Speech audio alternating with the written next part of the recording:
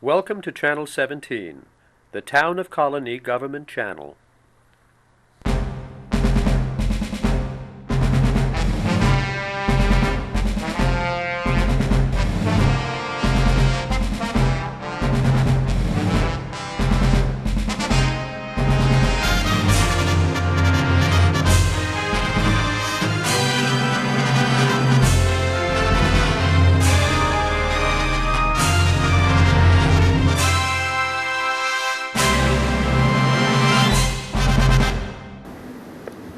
Hi, and welcome to So Many Books, So Little Time. My name is Joe Nash. I'm here with Zina, Shevchik. We're both librarians here at the Colonie Library. The premise of our show is very simple. This is show 28, Zina. We had trouble with that, yeah. So now I know I have it down finally. What Zina and I do, we go down to the new bookshelf and we go down to our technical services department where all the new books and non-book items are being processed. And we brought up a whole bunch of new things to tell you about, and as usual, we get over 100 items a week, and there's way too much to even attempt to get to. So come to the library and go to the new bookshelf. This is just a small sampling of what we have. So Zina will be going first. Zina? Okay. My first book has a little local flavor. It's called The Great Northern Express, A Writer's Journey Home by Howard Frank Mosier. It says, although I can't ever remember reading a book by this gentleman, best-selling author of Walking to Gatlinburg, and it says he's written 10 novels and 2 memoirs. He grew up in Vermont, and they call it the Great Northern of Upper. Wait a minute. I think it's called the Northern Territory. The Northern Territory. Something like that. Here, let me see if I'll see if I can find it in my notes here. It's got a strain. They have a phrase they use to describe Northern Vermont, and this book is a memoir. It's told in 65 short chapters. He was 65 when he was almost 65 when he was diagnosed with prostate cancer, and he had some rather severe radiation treatments, and after the treatments he decided to go on the Great American Book Tour with one of his books, and he tells stories about his travels in what he called a loser cruiser, which was a real 20-year-old Chevy, and he met lots of interesting people. But every other chapter, it goes back and forth between his traveling around the country, promoting a book of his, and his early life and his experiences with the cancer and radiation and treatments. And it's gotten really good reviews. I've never read anything of his, and I just started it, and it looks really funny and very touching, but a nice read. And because it's a lot about Vermont and growing up in Vermont, I think a lot of people in our viewing area would be interested in it. The Great Northern Express, A Writer's Journey Home by Mosier. I also read very good reviews of that book. I said it was very, like you said, it's a very touching book. Yep. Well, I'm going to start with, it's technically not a new book, but it's a new edition. So, and I couldn't resist talking about it. Hunter Thompson, one of my favorites. This is the 40th anniversary edition of Hunter Thompson's all-time political classic, Fear and Loathing on the Campaign Trail, 1972. If you know Hunter Thompson, he wrote for Rolling Stone in the 60s and 70s, maybe into the 80s. This was his sort of gonzo journalism take on the campaign of 72. It was Nixon-McGovern. Yes. Is right. However, this is, like I say, this is a celebration of the book. It's the 40th anniversary, but it's written. There's a brand new introduction written by Matt Tabai. I think that's how you say his name. He writes for politics in the Rolling Stone currently. A fantastic introduction. It really puts the book and Hunter Thompson in perspective, and why every political reporter in America, this is sort of their Bible, he was saying. And he's, he knows everybody, Matt Tabai. And he said that every political journalist worth his salt has an old dog-eared copy of this. So I think I read this book a long time ago. But the introduction was fantastic. And, the 72 campaign was one of the first campaigns where you could really say the spin doctors started coming in and everything was being managed. I'm not saying they weren't before, but as media was becoming bigger and bigger. This is 72. I mean, now it's just nuts. But so this book, this book is, like I say, revered by all political journalists. And if you want to read about, I don't know, how politics got to where it is today. Yeah, really. This is Hunter Thompson's Fear and Loathing on the Campaign Trail, 1972, with a great introduction by Matt Tabai. And along those lines, I thought it was appropriate for me to bring to your attention a few of the books that it might illuminate, enlighten you. You're probably sick of politics right now. After being, we're already being barraged with political campaign information. But I thought these kind of cut through some of the garbage that we're fed via the media every day to try to get some more of a balanced view. I'm just going to go through a few titles that I thought were good, current titles that I thought were good. This is called Selecting a President by Eleanor Clift and Matthew Spieler. They're both they're journalists. It's kind of the basics of how we select. She uses the word select a president. Starting with the primaries, beginning with potential campaign, potential candidates get together and form a committee to find out if it's feasible to have a campaign for president.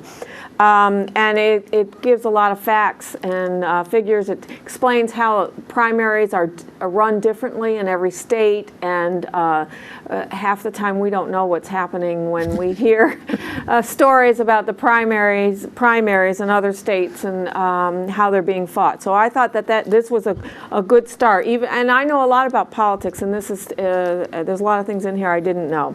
The next one is called The Tea Party, A Brief History by Ronald Formisano, and he attempts to explain the Tea Party's roots, and he tries to bust the myth that it's all right-wing extremists that are part of the Tea Party. So this is new, and I think that's a good read too.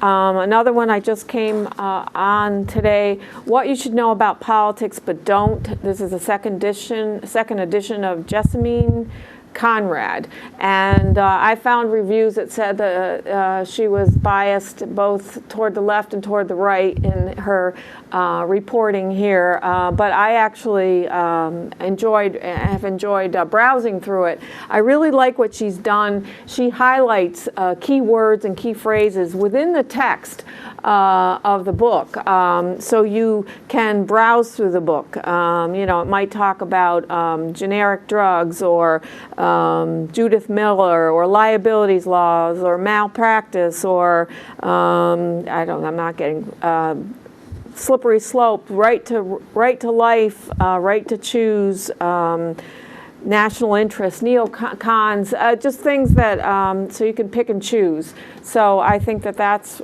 really good too. And this fourth one, it's relevant to what the campaign is supposedly about. Where did the jobs go and how do we get them back? By Scott Biddle and Gene Johnson. Your guided tour to America's employment crisis. Now let's see, they're both journalists, yes, and they're both been really involved with all sorts of blogging and different kinds of journals, including National Geographic. And I think this was really clear-cut explanation of the complexity of bringing jobs to Americans. And it points out, it describes all the different ways all of the candidates have described how to bring jobs back to America, and he puts the pros and cons, short-term, long-term, of each item, and he even points out which jobs are most at risk for being outsourced. One of the jobs which one of my daughters is in, accounting, and computer coding, computer and engineering, and lots of others. And he tells you which jobs are less likely to be outsourced and be permanent. But I think this is a really unbiased and a very fair description of why we're where we are and what we might be able to do about it. Okay. So that's it. I wonder what Hunter Thompson would think Yes. of. And Hunter That's Thompson, right. getting back to this book, he was the first to really get behind the scenes. I mean, that book was written 40 years before Game Change, all the behind the scenes stuff, and a lot of stuff people thought was off the record. It really wasn't. And the other great thing about Hunter Thompson was that he was biased, but that's what made him so great. No doubt about it. But anyway, all right, now I'm going to talk about some new items. They're not really books. They're audio books, but they're not really books. They're plays. I've just ordered a whole bunch of the LA Theater Works is a big, if you can go to their website, just, LA Theater Works. They have, obviously because they're based in Los Angeles, all famous actors and out-of-work actors. And if you go to their website, I think they have something like 800 plays. They have recordings of them. You can buy them, or we bought some for the library. And they all have, any of them, you pick them up, they all have famous actors. I'm going to talk about several we just got. I've already listened to a couple. They're great. First up, this is a brand new recording of Death of a Salesman. It just ended its run on Broadway, Death of a Salesman. But this one has Stacy Keach playing Willie, and I already listened to it. It's fantastic. And Jane Kaczmarek plays his wife, Linda. Steve Culp plays Biff. Who plays Happy? John Sloan. I could say a lot of the names on here are pretty recognizable in Hollywood. And a lot of these recordings are done in front of a live audience. They're not acted out. I think they sit on the stage with the Microphone. with the like a, not a podium. Dais? Yeah, with Dais. the thing, and they just sit across the stage and read. Because and a lot of these you can hear the audience reacting. They also do full cast productions of books. The LA Theater Works. But if you go to the website, it's mainly the plays if you're interested. And these are really good. They're on what's the word? Unabridged. They got the full play. They're really good. I listened to Death of a Salesman. It was really great. It was so sad, of course, if you know the play. Yeah. And I just listened to this one, again, excellent. All My Sons, Arthur Miller again. James Ferrantino as Joe Keller. Julie Harris played his wife. I don't know Ari that Gross played the one son, I Chris. don't know that play of his. Oh, it's great. It's a typical Arthur Miller. It's kind of sad and depressing. But it's a lot about America. It's really, it's about a guy who he sent some faulty equipment out in World War II when the planes crashed, and him and his partner were trying to cover it up, and it's a sort of tragedy. It's really very good. All My Sons. Another Arthur Miller. I was going to start with the classics, or the American classics. I was trying. Arthur Miller, A View from the Bridge, another one of his famous plays from the 50s. Ed O'Neill's in this one. Remember him from The Father of Married with Children. But a lot of these actors in here, you'd be amazed that when you see him in a different part. Like Ed, you think Ed O'Neill's as goofy. Well, he's on Modern Family, but excellent. These guys are all well-rounded actors. So View from the Bridge. So that's Arthur Miller. I was trying to get some Tennessee Williams. They didn't have any Tennessee Williams. Let's see. This is also, I'll do the LA Theater Works first. Eugene O'Neill, Desire Under the Elms, one of his first big hits. Orson Bean plays the father. I think this might be an older recording, but Orson Bean, he's still alive. Remember Orson Bean? Yeah, I remember him. I'm looking at his picture. Amy Brenneman plays one of the, is in here.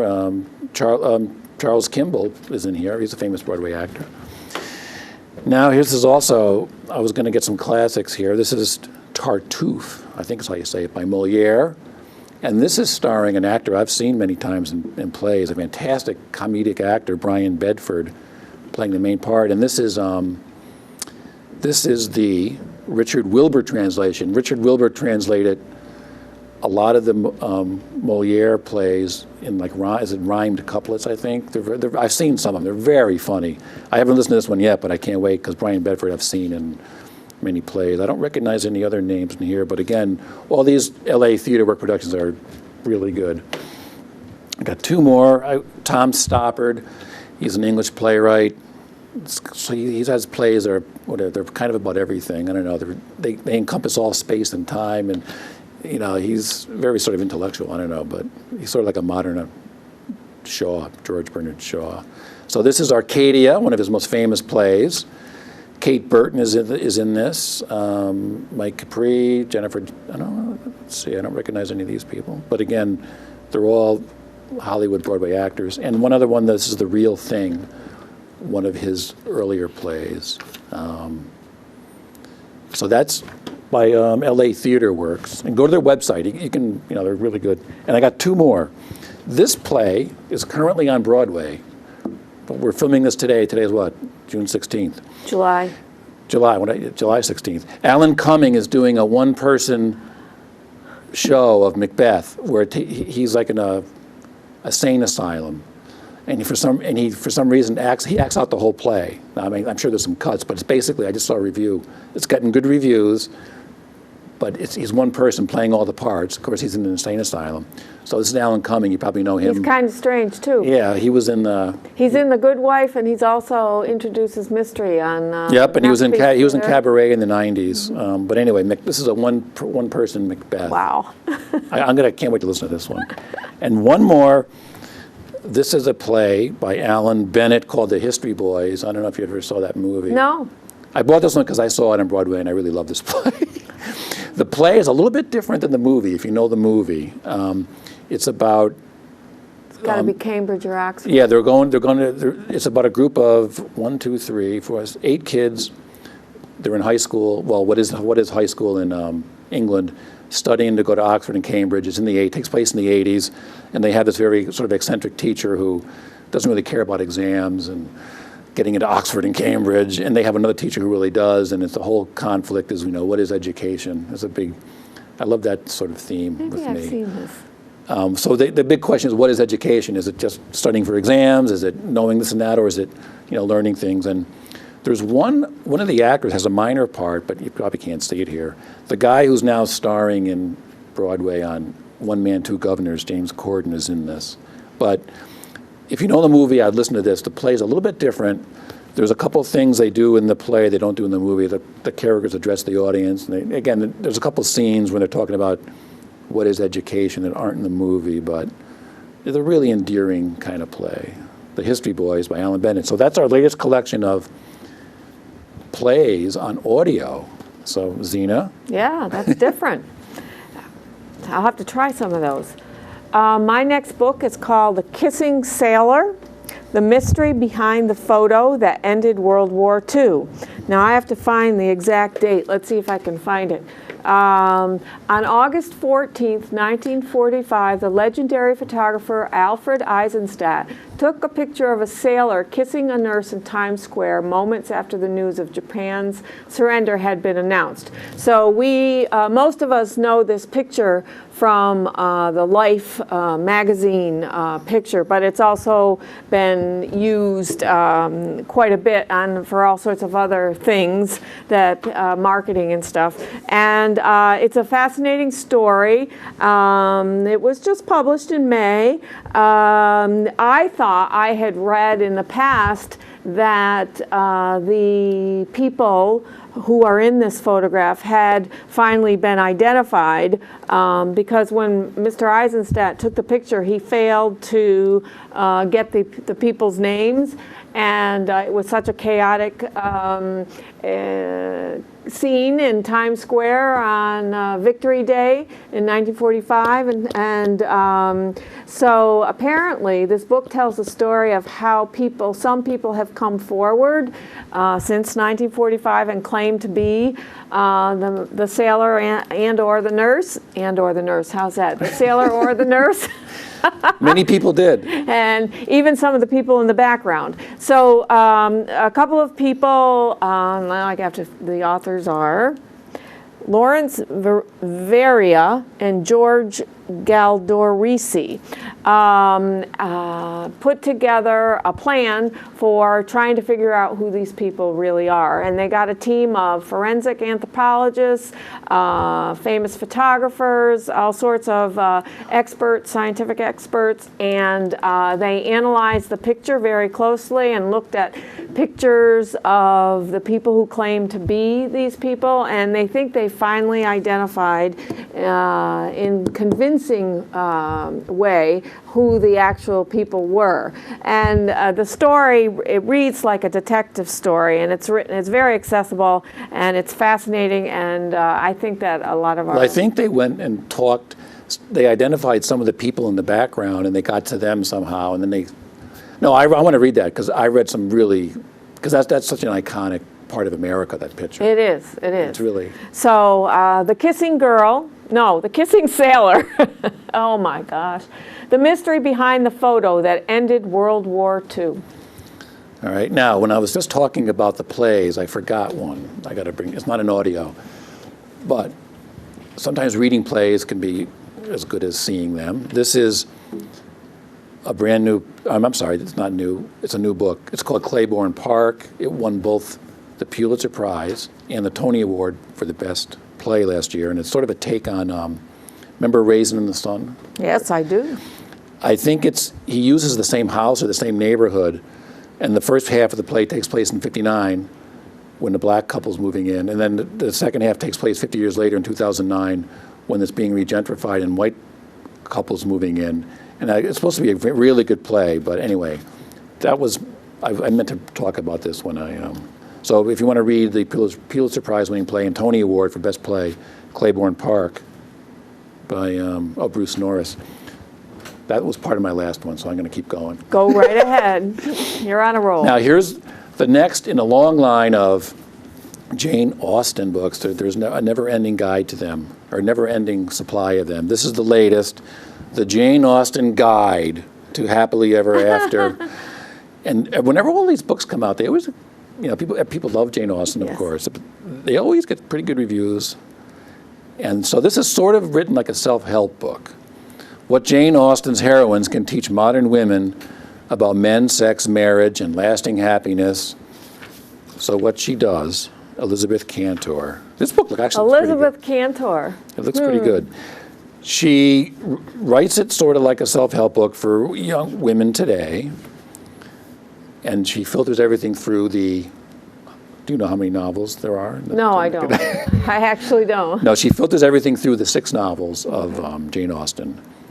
And some of the chapters are, these are some of the chapters. And then I think she uses excerpts from the books and situations from the books and, what to help you lead a happier life. Uh-oh, is this a throwback to... I'm not sure. Well, you know what?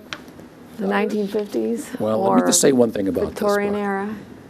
It is published by Regnery Publishing. They publish a lot of books on conservative authors. I'm not sure if it goes like you're thinking. I don't think it's going where you're thinking it's going. But anyway, so these are some of the chapters, and again, she extrapolates from the works. In love, look for happiness. It's one of the chapters. Don't fall for a false idea of love. Don't be a tragic heroine. Do take love seriously. Friendship, the school of love. Don't find your soulmate. I'm not sure about that one. And here's a chapter called He Had No Intentions at All. Let's see. And then remember that book, The Rules, that came out about... Yes. All right. You're skeptical. Well, here's a chapter called The Real Original Rules, according to Jane Austen. Another chapter is called Work on All Your Relationships. So again, you get the idea from these headings. And again, she filters them all through. There's excerpts, there's little quotes, and the situations are all from the 6 novels of Jane Austen. And again, the shelf down, if you go down to the 823s, the books about Jane Austen's work are bigger than the shelf of Jane Austen books. Well, of course. But of course, you're right. So anyway, The Jane Austen Guide to Happily Ever After. I'll have to by Elizabeth Cantor. Okay, I'll have to look at that. The next book is Who Gets What? Fair Compensation After Tragedy and Financial Upheaval by Kenneth R. Feinberg. Mr. Feinberg wrote a book, I think in 2005. I think I have it here. Just a second. What is Life Worth? The unprecedented effort to compensate the victims of 9/11. This is another book that he's written, and he includes some of what he wrote in his previous book about what it took to determine. Is he the guy that was in charge of divvying up the money? Yes. Oh, okay. To determine what money should be given to whom in terms of the victims and the victims' families of 9/11, and that included all the workers following the tragedy. He goes in. He explains his background in this book. Who gets what?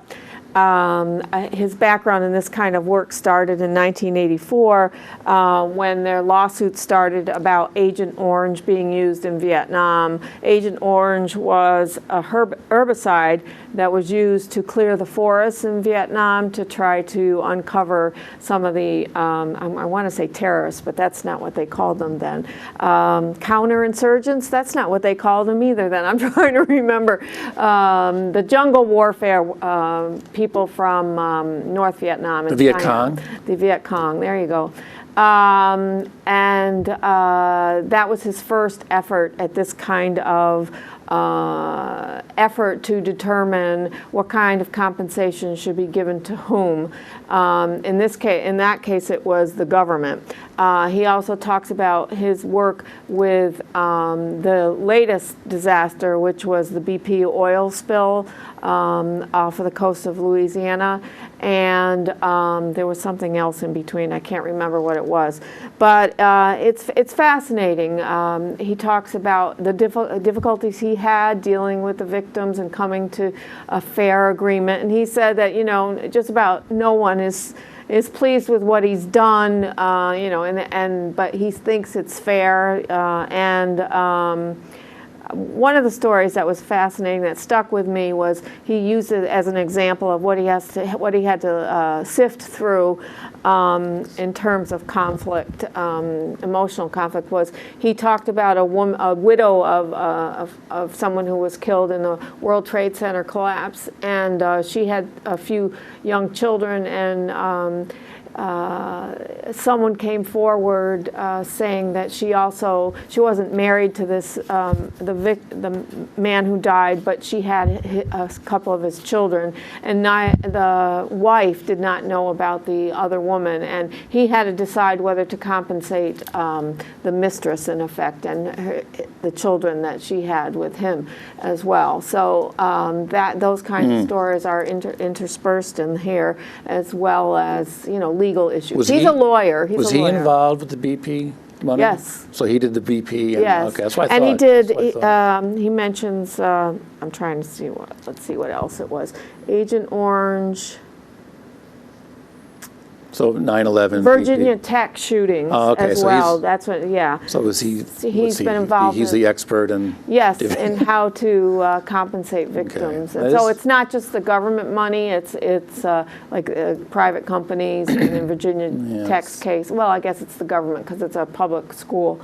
But it's not a long book. And neither was his What Is Life Worth? But they're philosophical questions. There's moral issues. So, right. Yeah. And it's not written heavy-handedly, and it's very easy to read, and so very thought-provoking books. All right. Speaking of thought-provoking, this is a book about a famous case in American history. I guess it was for years and years.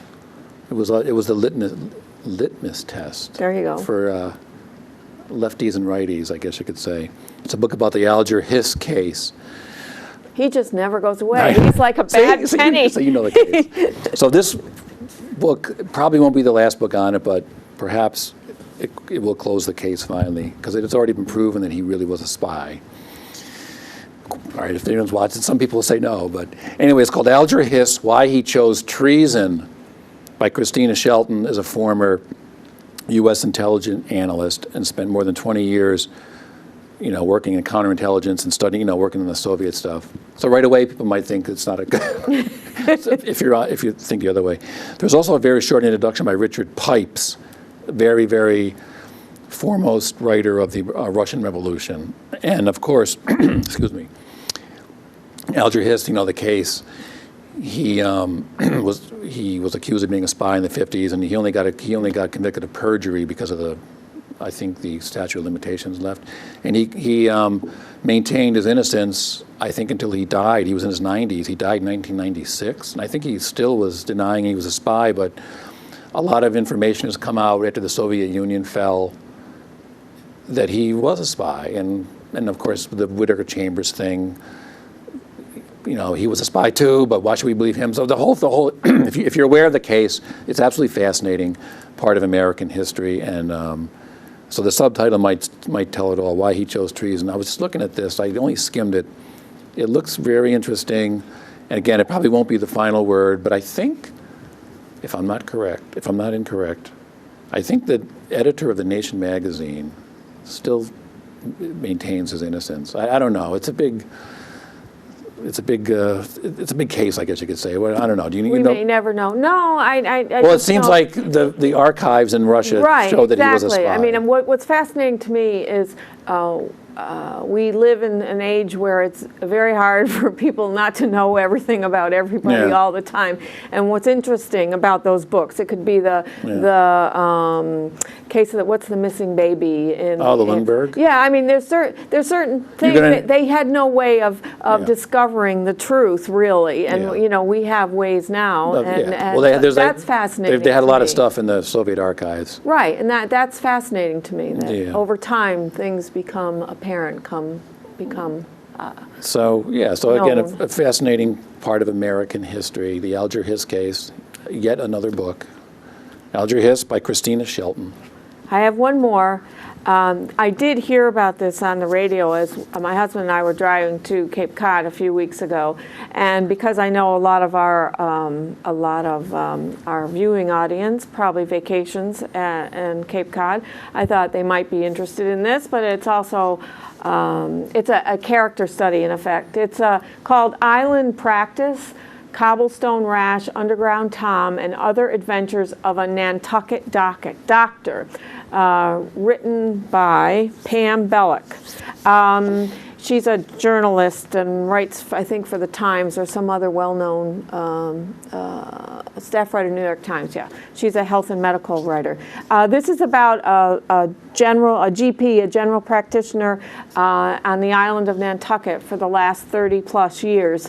And he's quite a character. He's very unusual. He studied as a surgeon at Harvard and Tufts Medical and Tufts Medical School, and he wound up in Nantucket, and he's treated famous people, but mostly he treats the locals, who are generally very poor when the rich and famous leave the island of Nantucket. And he is just a fascinating character. The people he treats are fascinating. The stories he has to tell are fabulous. He has to treat everything because a lot of times you can't get off Nantucket to a mainland hospital or other doctors, and the characters are, he's a character himself, the doctor, and the people he treats are just great stories. And it talks about, and it also includes in there, you know, some discussion about, you know, health care for all and the cost of health care and, you know, the limits of health care. And he was interviewed while we were on one of the radio stations, again, as we were driving to Cape Cod, and I wanted to, the interview was fascinating, and the book looks equally fascinating.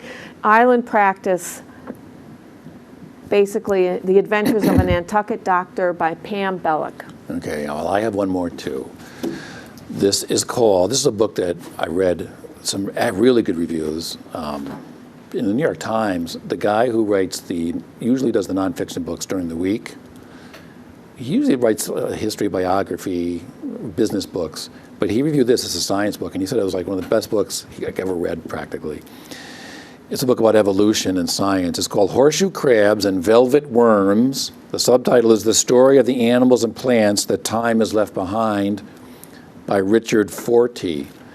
He's the senior paleontologist at the Natural History Museum in London. And he wrote a book, and you wouldn't think there'd be, he had a bestseller a while back about, it's called trilobites, those little fossil things. That's as much as I know. Little fossil I think the things. book was on the bestseller list. And apparently he writes in the tradition of, guys like Lewis, Richard Lewis, no, not Richard Lewis, Lewis Thomas, Lewis Thomas and Lauren Isley. Very, not, he's not heavy on the science, even though it's this book on paleontology. So what this book is a journey around the world. It's little chapters about the certain animals, I guess animals or whatever you want to call them. Organisms. Organisms, yes, that's the word I was looking for, that are still the same. They haven't changed over millions of years. Evolution has affected, obviously, other animals. But these are the ones which, like one of them on the horseshoe crabs, apparently, if you went to Earth, if you went in a time machine, went to Earth 5 million years ago, horseshoe crabs would still be the same. Velvet worms, I'm not sure what a velvet worm is. He goes through, there's algae, and I think there's, again, I only skimmed it. But he goes all over the world, and he goes to the rainforest, New Zealand, and he finds all these animals and organisms that are still the same as they were. And it's a journey through why didn't these change? How did they adapt? How did the other ones change? Why, no dinosaur, Right. So it's a journey through time and evolution, and again, really got fantastic reviews. And like I say, if you know the book Troglodyte, I think I have heard of that book. Yeah, and again, this book just, again, fantastic reviews. And most of the reviews go out of their way to mention, like if you don't think you're going to want to read a book about paleontology, you're going to just be snoozing, that it's really good. He's a very lively writer, apparently. So, and it's got some good pictures. And again, he makes the subject matter, I guess, very interesting and human. Any more? No, I'm done. Well, that's it for show 28. For So Many Books, So Little Time. And we'll see you next time.